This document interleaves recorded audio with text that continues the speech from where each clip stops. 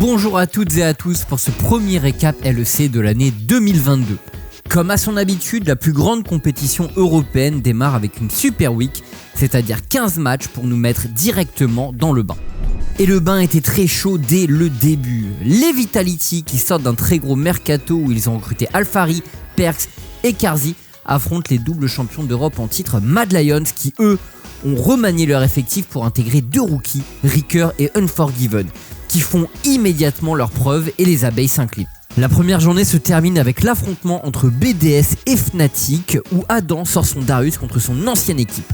Mais de l'autre côté, Illisang avait à cœur de rappeler qu'il était un dieu sur Rakan et il détruit la game pour la première victoire de la semaine côté orange et noir.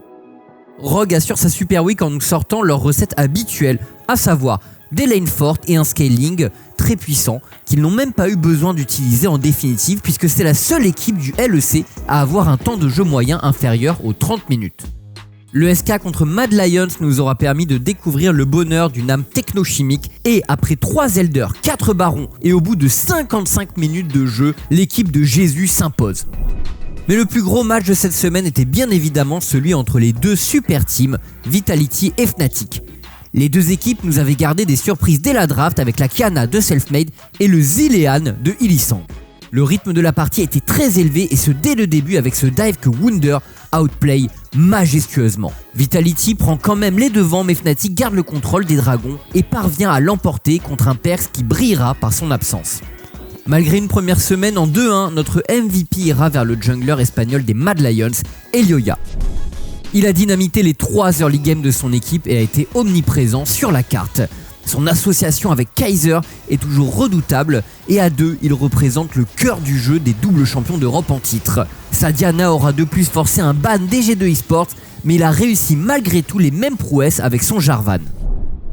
Au niveau du classement, Fnatic et Rogue font donc la course en tête après cette première Super Week, suivie de très près par G2 et Mad Lions, mais également par les Misfits grâce aux performances de notre midlaner français VTO qui a obtenu les 2 titres de MVP pour son équipe.